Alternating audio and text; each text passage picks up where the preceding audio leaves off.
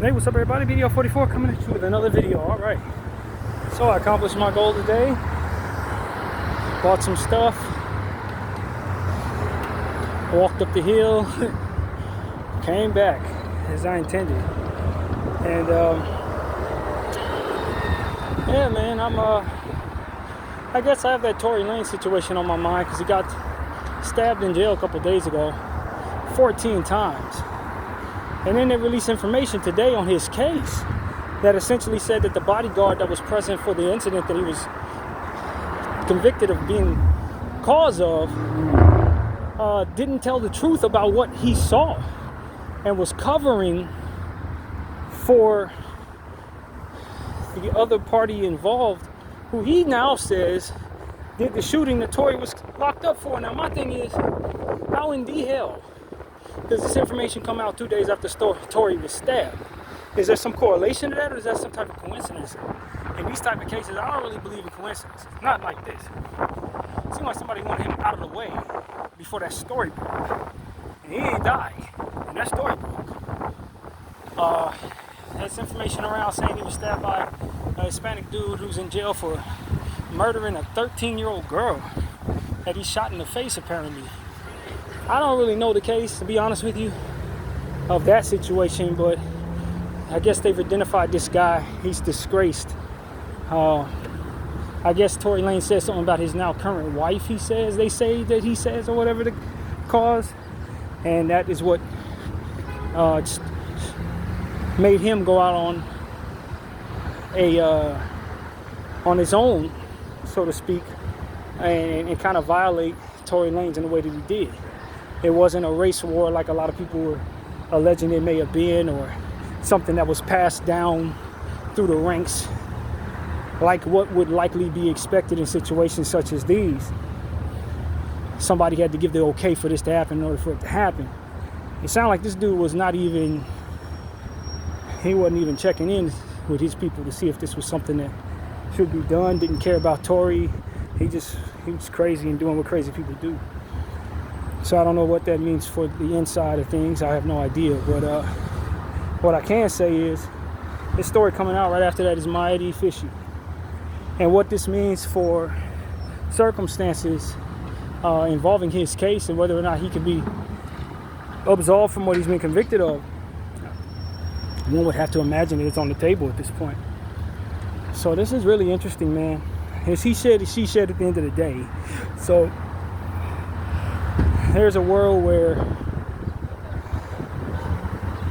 the bodyguard is lying now. that's the reality of it. There's a world where he's lying now.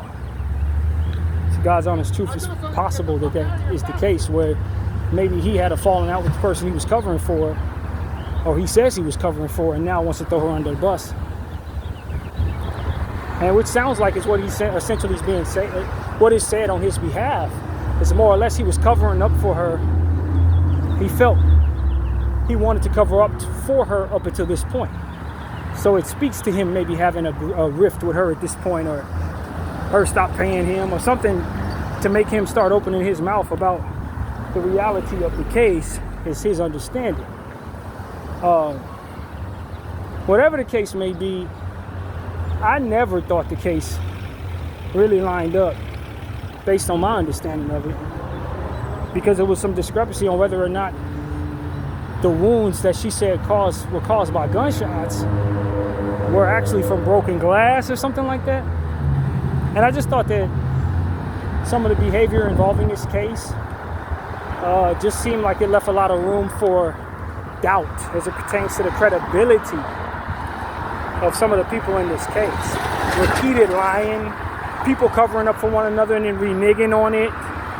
That's what initially sparked all of this. Megan was lying for Tory, allegedly, and essentially saying that she didn't know what had happened or what have you, or something of that nature, and then decided later on to come back and renege on those lies and tell what we understood to be the truth after his conviction.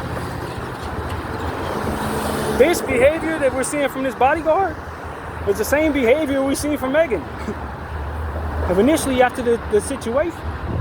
And my thing was, what I didn't What I couldn't shake was that I actually listened to Tory's album when he was coming out confessing everything without actually saying everything. Or, that album that came out right after he was arrested. I listened to every word of that album very closely. And the things that he was saying in there, I believed, to be completely honest with you, for whatever that's worth. I was convinced that what he was saying was exactly what it was. And some of the stuff that he was saying was basically, he had become obsessed with this woman, more or less. Not obsessed, but like, he had fallen for her, but my interpretation was he was messing with her friend as well. The one who's allegedly now being outed as the person who was actually the trigger person. He was sleeping with both of them. So he felt like, it seemed with what it is I was taking from it, it was his fault that the incident took place, because if he didn't do what he did, they would have never been fighting. And if they would have never been fighting, whatever took place never would have happened. It was over him. And so that's why I feel he felt compelled to just keep his mouth shut. Now, what the behavior was around that was Megan was continuing to support not throwing him under the bus until he released that album.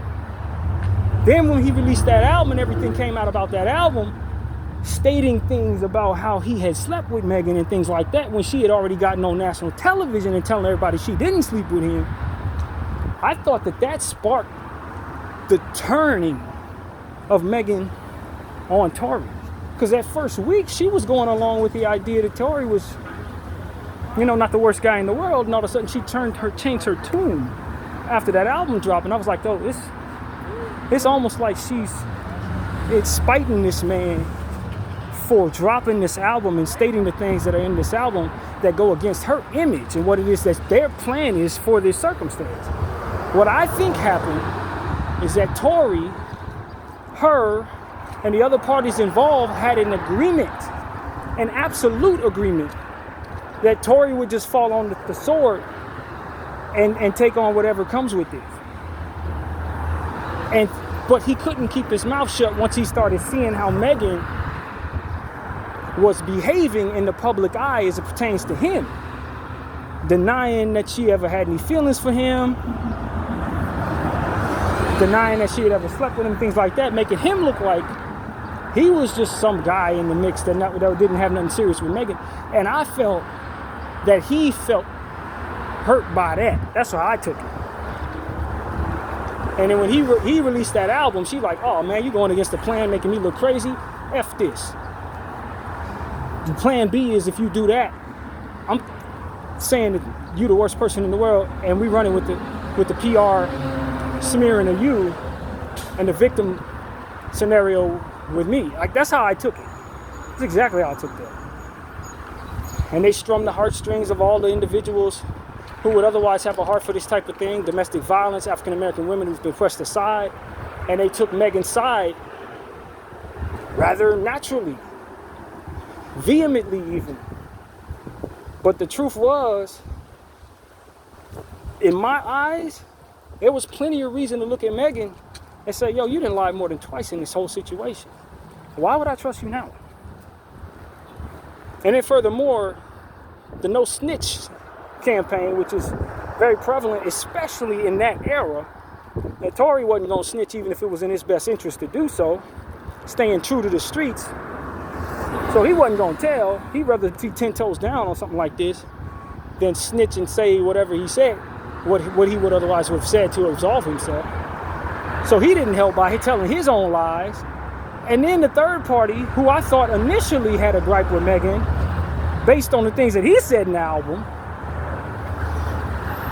was set up there and if I'm not mistaken, asked for immunity. Why would you need immunity if you were a bystander? And then from what I understand, it was alleged that they had found gunpowder residue on her. Why would there be gunpowder residue on her if he did the shooting? And then there was something else that he said on that album that was very key to me. He said that he didn't think none of them remembered anything because they were so messed up, drunk, high, whatever it was. He said something along the lines of, you know that you don't remember what happened there. Which led me to believe that he believed she was so very inebriated that she couldn't recall what happened at all in regards to Megan. So for a lot of these things, like, it's the situations that I understood around his case led me to believe that none of them actually remember what the hell happened. But it was in Megan's best interest to play the victim based on everything she had going on.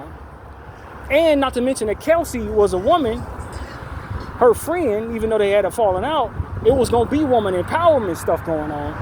And then the situation behind Megan in regards to the contractual stuff and the companies behind Megan, it was intertwined in such a way to where they have motive to want to get Tory out of the way.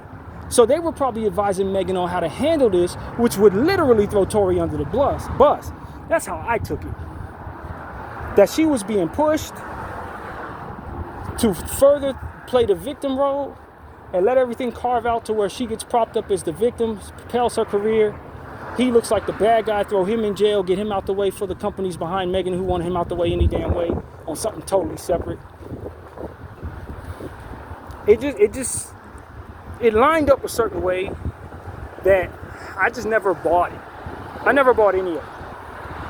I never bought Megan.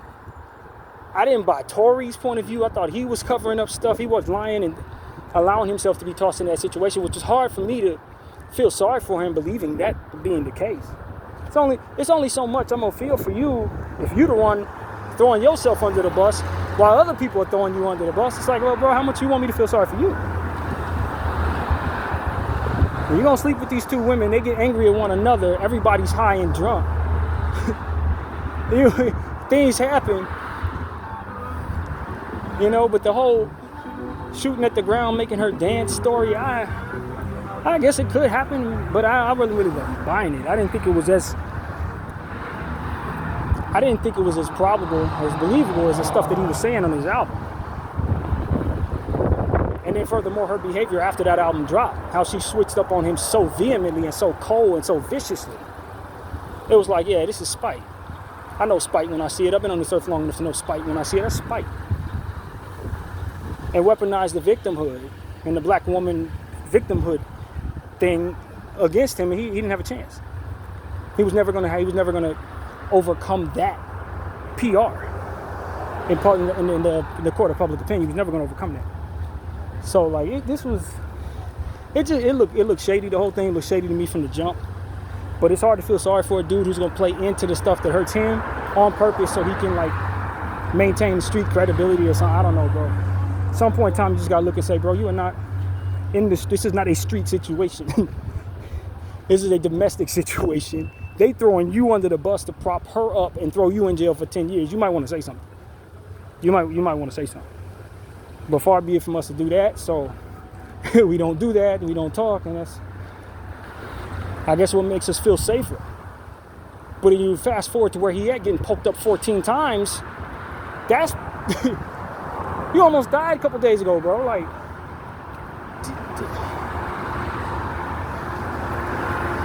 I never thought Megan's energy gave off anything less than wicked.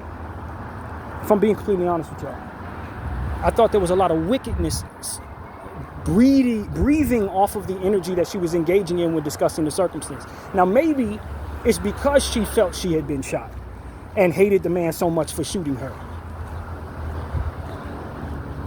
But it didn't feel that way to me. It's like I always tell y'all, read energy. It didn't feel that way to me. It felt like vicious spite. Like the kind of energy that comes with someone pointing a gun at someone's head at point blank range and pulling the trigger. That was the energy she was giving me. Cold-blooded killer. Laugh about it. Sit back and smoke a cigar after doing it, eat a sandwich. Like, that's the type of energy she was giving me. Like real spite. Like the type of spite that like people use to kill their spouses and get away with it. Hiring somebody to off your own spouse type energy. Carrying on like nothing happened, crying at the funeral. That's the energy that she was giving off. I'm just being honest. As somebody who's just reading it from the outside looking in, total wickedness. And then I looked at the different things surrounding her image and the way that they were propping her up, putting devil horns on her every time, putting her snakes in her media stuff, everything that she had anything to do with. They were equating it to something wicked or some imagery that would otherwise align with the devil or something like that. And I'm just like, yo, ain't nothing but wickedness surrounding this Megan Thee Stallion individual. Like, there's nothing but evil surrounding this person. Everything about her image, every time I saw her, spoke to a machine behind her, putting the cloud of wickedness to prop her up to be powerful. And I just like, yo, I just see through it. When you couple this situation, and then you look at the conversation that was going on with her contractual situation before that, and how Roc Nation pried her away from that old baseball player who used to play for the Dodgers. I don't remember his name right now. But that whole situation and some of the conversation around that just spoke to some deviousness. People trying to weasel their way out of contracts so they could sign with Roc Nation type stuff. It was a lot of bad aura around Megan when that situation took place. So I already had a bad taste in my mouth about that woman. I did not like the image that she was portraying in any way during that era. And when that happened, it was like, all right, yep, more of the same.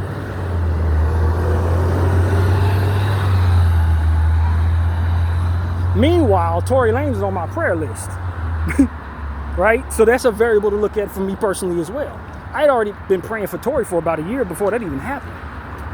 He was already on the list. That's the craziest thing. So it was like, for me personally, it was like, I'm already looking at this sideways.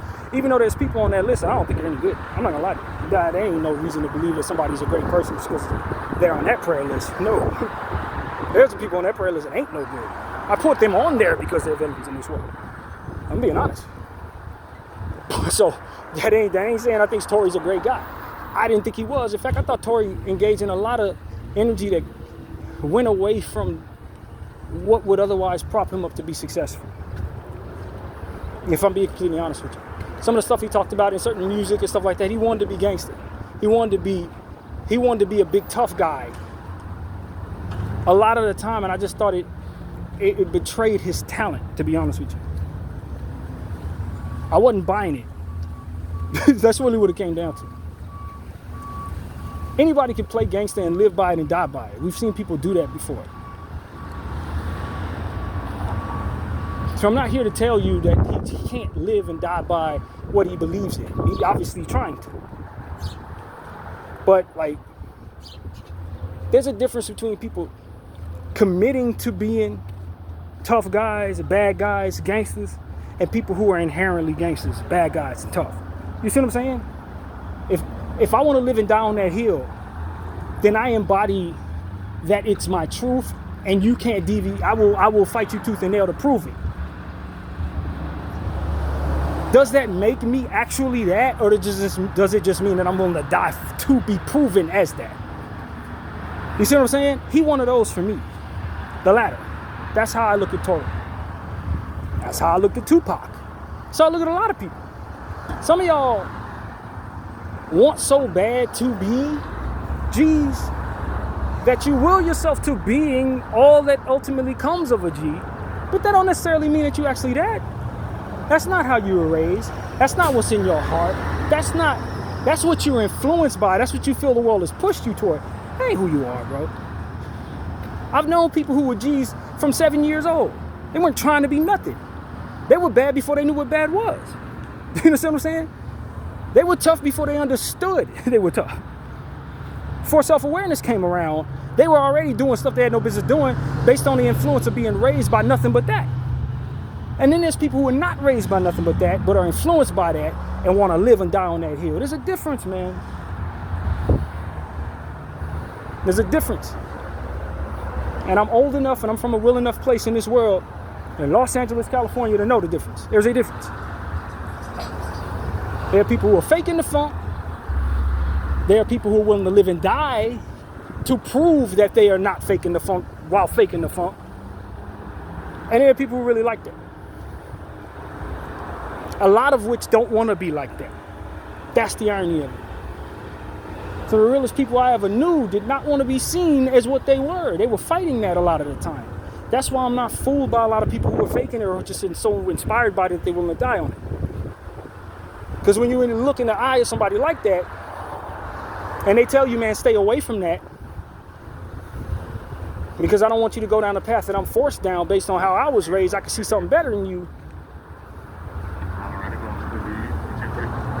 They help you understand what you're not, and they help you understand what others are not based on them being that. I've had the privilege of being around some real dudes, man, at times. And I've had the privilege of being around some fake people at times. Now, I had a friend that lived and died on that G stuff, and we know he wasn't like that. He wasn't like that. I had friends, good friends, that went through eras of their lives where being gangster was a phase. They wasn't like that. You understand what I'm saying? So it's like, for me, it's like I saw straight through Tory. I'm like, bro, you trying to be that. And you crazy enough to live and die by it. But the truth of the matter is, you are a musician, man. You are a musician, bro. You're not no street dude. You are a musician.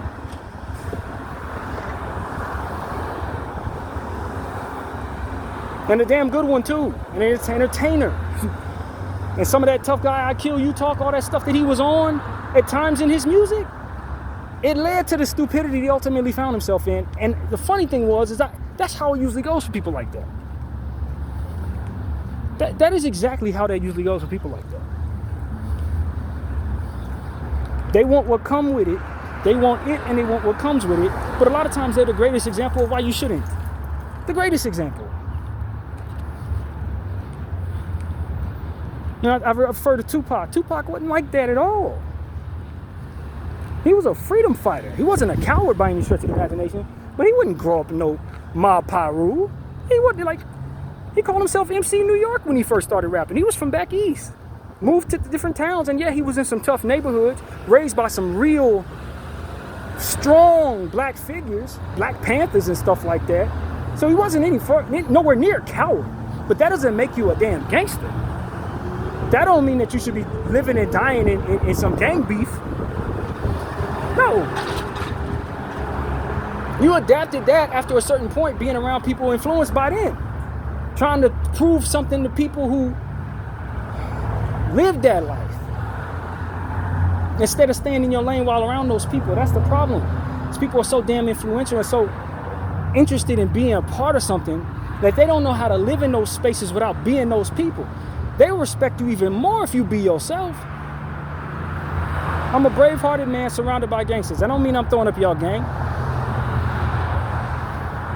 I'm not trying to be in y'all politics. I'm not. Somebody stole somebody's chain. That's y'all business. Handle that. The hell I gotta have anything to do with that, man? I ain't from the mob. I'm from New York.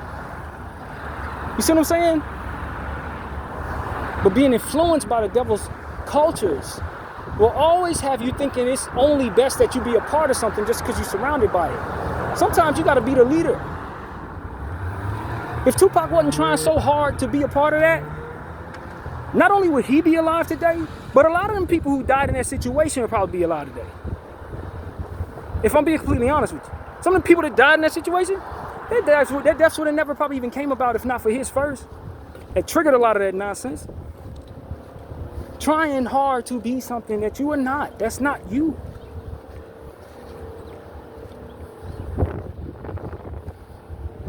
And so that's why I'm like, yo, man, when it comes to this Tory Lanez story, I just felt like God was all through that in the sense that here is a guy who wanted so hard to be a part of nonsense that he had made that his foundation so that when certain things happened in his life, he was still in character as it pertains to wanting to be a part of that. Instead of flipping on the switch, say, yo, I'm Daystar Peterson, I'm not a gangster, and I don't need to stand on nothing. If somebody else did something and they trying to throw me in jail for it and ruin my career for it, I don't need to stand on no snitch, nothing. Because that's reserved for people in the street, and I'm not in the street like that. To know self. I want to turn that shit off.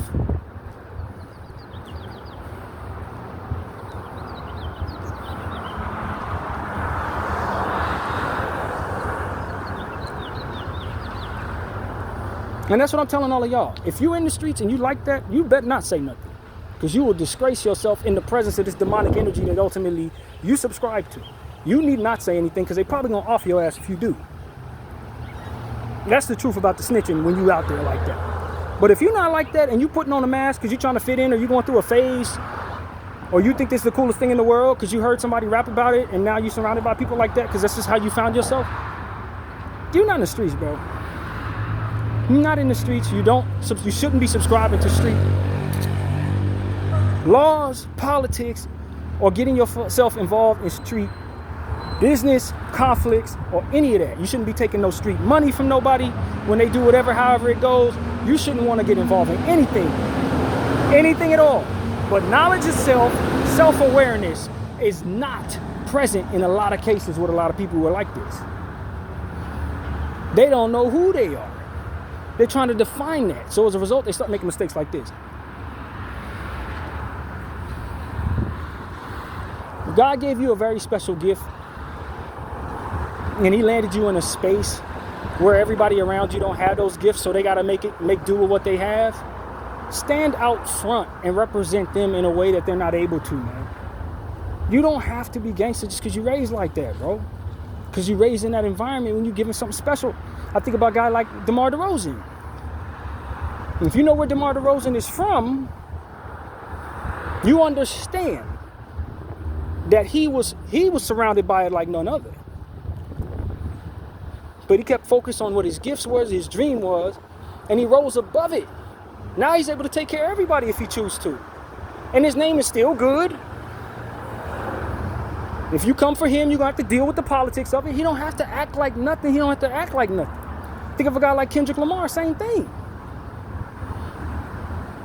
Same thing. He might have been out there when he didn't have a way not to be.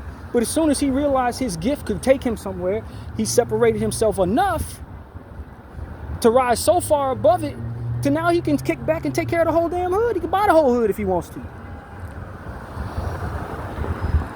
Name's still good. Friends still his friends.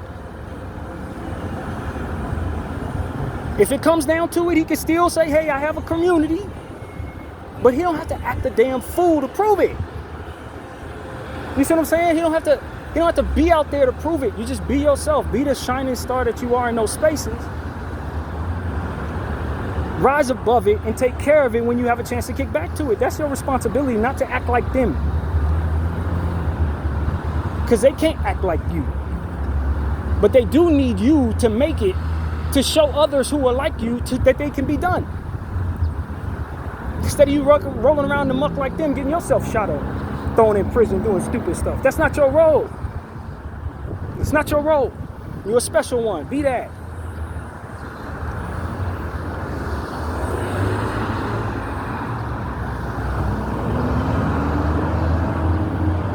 So that's really my point of view, man. I get sick of seeing people throwing their lives away or trying to be a part of something that is not constructive when they have very special gifts. Just because they're surrounded by people who subscribe to stupidity.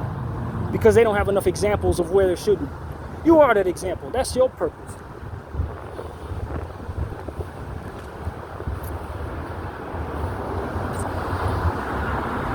And look, man, as I always say, read energy better, man. Read energy better and stop subscribing to low frequency nonsense, bro. So many people subscribing to low frequency garbage. One thing's for the wrong reasons. This is what my voice is. One of the most important purposes of my voice in this life of mine is to help people understand how ridiculous it is to muck around in godlessness and low frequency energy just to keep up with fads or cultures or to be a part of something that's subscribed to by a bunch of people who don't know any better. Enough.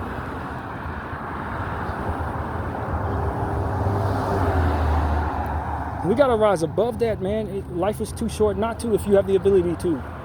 Influence can be something that really helps people if you subscribe to something greater. Maybe you can influence others, as I've already said, in your short, limited amount of lifetime. Stop subscribing to such low frequency nonsense. Stop being so superficial and so welcoming of bad energy just because it comes with shiny objects. Jesus Christ, how many examples of human beings do we have to see fall doing so for us to learn this?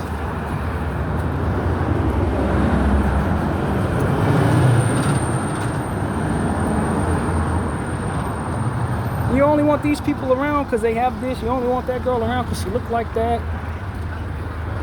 You gotta have this lifestyle, so you're throwing good people away. I was listening to academics talk about something like that yesterday. He was talking about it, this Cassie situation, how she had gotten with a man that couldn't provide her the lifestyle that Diddy did. And how she wanted to keep her husband, but likely went after Diddy so that they can improve the lifestyle, because she went from, all of the great things that come with being with somebody who's almost a billionaire or a billionaire to being with somebody who's like a personal trainer, probably not even making $1 million. And he sat up there with a straight face and was talking about how people are stupid for downgrading lifestyles. Women who are smart don't downgrade in lifestyle. It's like, that is spiritually bankrupt, brother. That's spiritually bankrupt.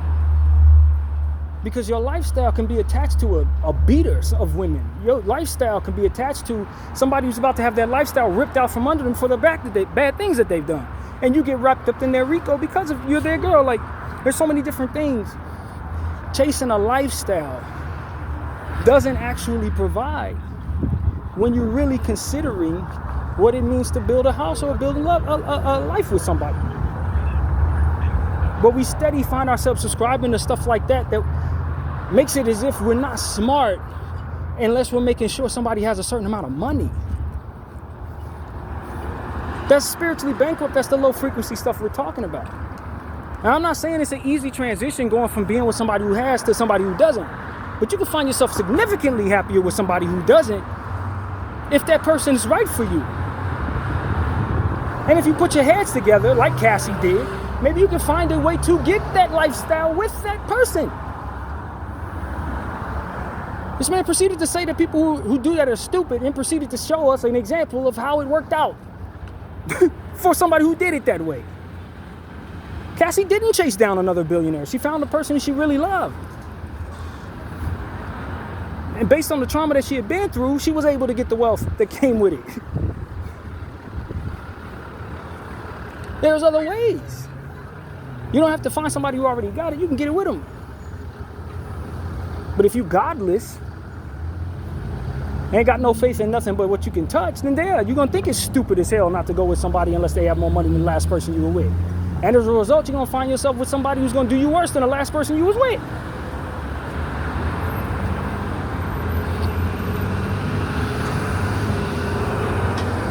Now, some of you may say this is rich coming from somebody who don't have nothing.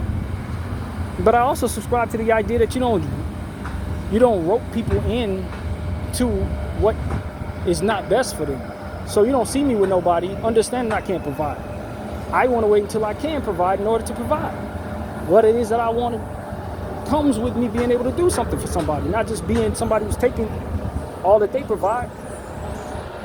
And so I'm of the mindset that it goes both ways. If you're a man of your salt, you get yourself in order. You get your life in order. Then you start looking for a woman.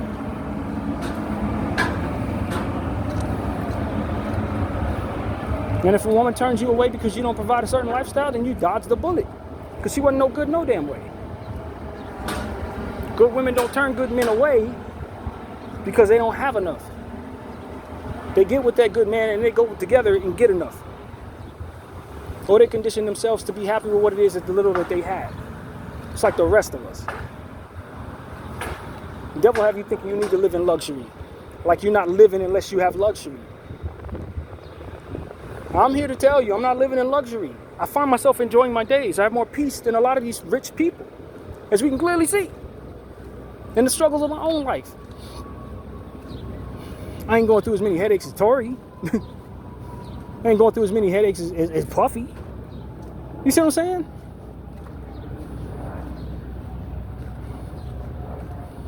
There's certain things I go without. There's certain things they go without.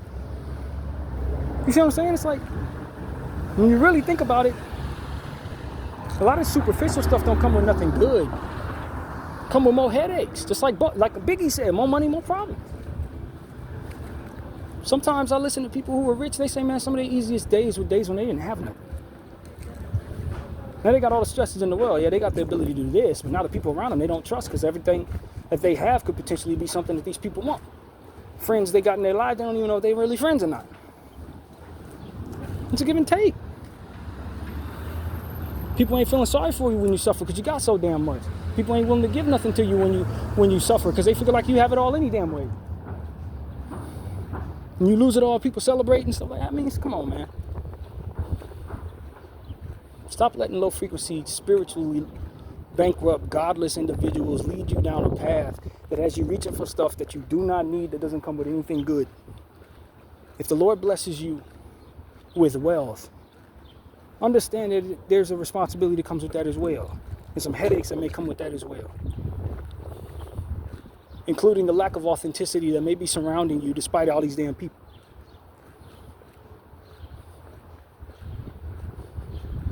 You ask the Lord to make your mind right for what it is that He's putting you through, for what's ahead in your life.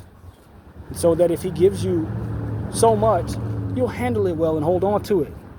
So that if you don't have wealth in your future, that you will enjoy your days to the utmost, based on His ability to help you through your mind's ventures in this life. I don't have to bring the easy to me. I got God for that. He can make hard feel like it's easy if He chooses. And get close enough to Him, He'll make sure you understand what easy really looks like and what hard actually is. Instead of just welcoming stuff into your life. Things. I could take a trip there. I could take a trip there. I know of people who died in private planes, fam. They died in them damn on them luxury trips. That don't work for everybody.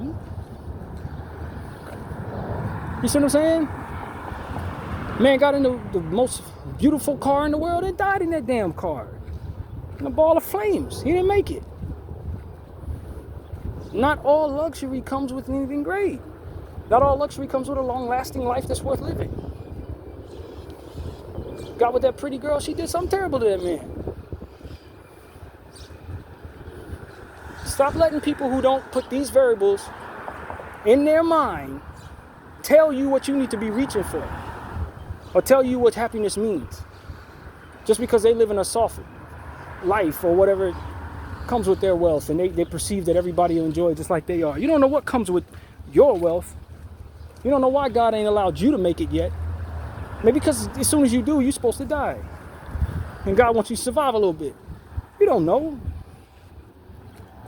But we move as if we know what comes with what. And that is one of the biggest mistakes that human beings still make in 2025. On a massive scale. Welcoming in any and everything that anyone tells us we should want. Yeah, bring it all to me. Yeah, I need it all. Yeah. You don't even know what that looks like when it's in your hands, but yeah, I need it all. Yeah, give it all to me. Yeah. She the prettiest girl. Yeah, but she gonna cheat on you, take all your money, bro. Cut pieces off of you because you cheated on her. With that mindset that you have, that you rich now so you can have every girl and all this. You put that woman in that scenario and she's gonna put hot fire up your backside. But she pretty though. And I'm rich, so I can get every girl. Type stuff, man. You don't know what that means for your life. You have no idea what that means for your life. And you best believe the devil propped up somebody over there to make it look like it's the most important thing for you to have. But when you get it, it's going to be the worst thing for you. Or you're going to go flying off a damn cliff going after that stuff. That's not even obtainable for you based on the path the Lord has for you. You ain't going to get that. But you need it so bad, right? You're going to die trying to get it. The devil done prop somebody else up saying, oh, you're going to get rich or die trying. A lot of people did. A lot of people didn't get rich, Fifth. They didn't get rich. They died trying. It wasn't meant for them to get rich at all. It was meant for them to get closer to God so He could tell them how to live without getting rich and be happy with themselves. And if they would have had a long-lasting life, probably a bunch of kids, grandkids, great-grandkids that they would have lived to see. But they died at 23 because they was trying to follow you down the path of wealth that was never coming their way. And when we start inserting those variables into our everyday thinking, then we start being a bit more humble about what it is we receive and a little more at peace about what it is that we don't. And most importantly, not allowing things into our life just because, well, quite honestly, because they're shiny. Shiny suit man, right? Ain't that what we used to call Diddy and them? Shiny suit man? Now listen to that same voice, academics telling us how sad he felt for Cassie, because for the price of fame and fortune, she would lay down on the ground and allow men to urinate in her mouth. How do those two thoughts coincide, bro? How does this want? That's how I know people are faking the funk as it pertains to their empathy and their compassion. It's not real. Somebody taught you how to be compassionate, what makes people feel good when they hear you speak. Talking out both sides of your mouth.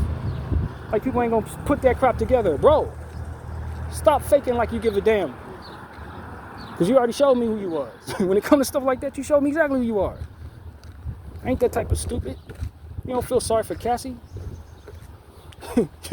You think she's stupid for getting that dude that didn't have no damn money, even after her experiences with a rich billionaire that let people pee in her mouth.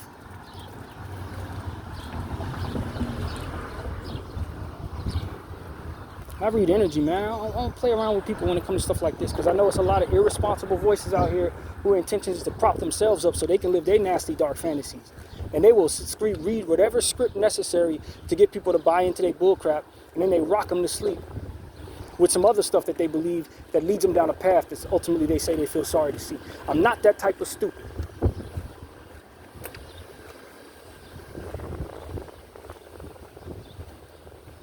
It's all demonic, man. It's godless, and I'll tell you the truth. It's driven by nothing that's going to lead you to what it is that you're supposed to have. Not going to lead you to nothing fruitful at all, following these people down these paths, I guarantee you. You can let it play out if you want to. But after 41 years of life, I know the devil's energy when I see it. That's what led me to this conversation in the first place. I read that off of Megan well before any of this even happened. I'm like, yeah, nah, that's one of the devils. That's a demonic entity there. Hopefully she don't stay that way, but she on the devil's time, fam.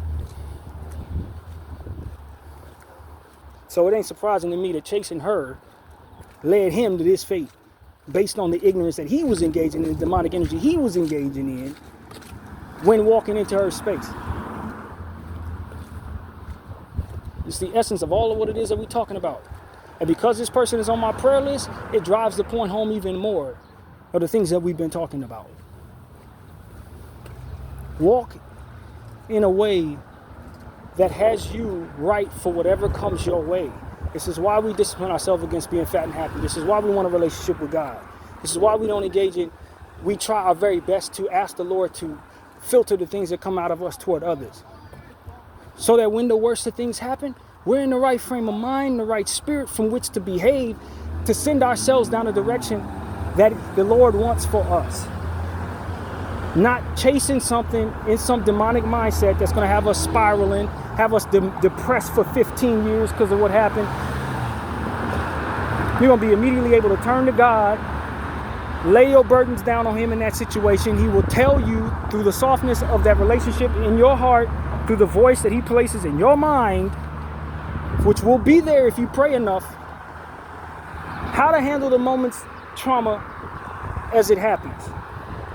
How to discipline yourself against it, what makes you spiral because of it, how to discipline yourself against turning against God when you need to get closer to him in these moments. You're already close to him. If you get ready, you won't have to get ready.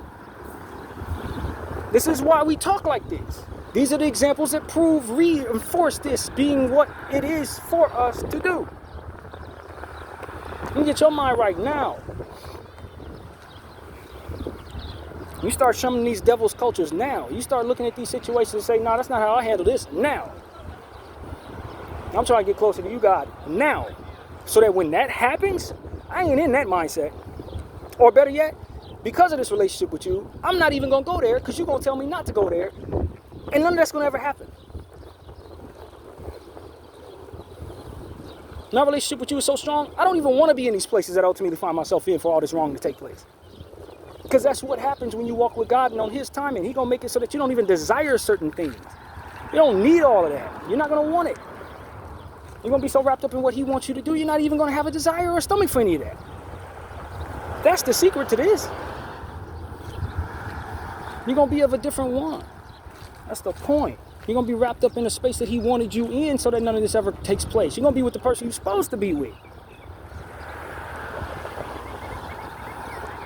Instead of mucking around in the dirt with these demons.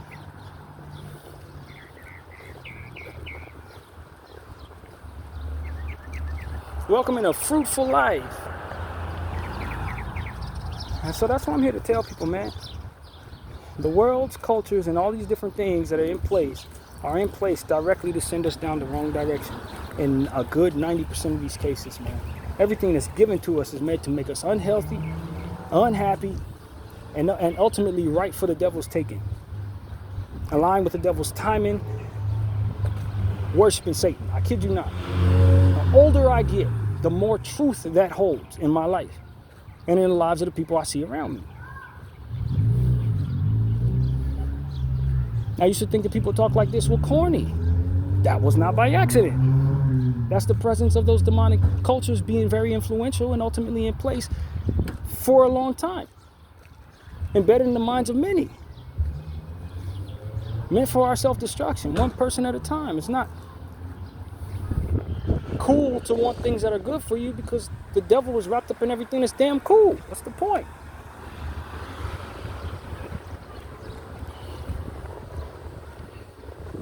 Making life easy for you, making you feel like you're strong even when you're not because of the presence of swagger and cool.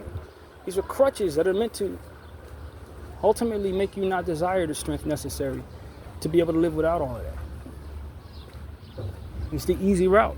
It's the point. It's the road more traveled. That's the point. It ain't meant for nothing special. It's the road that everybody else is taking.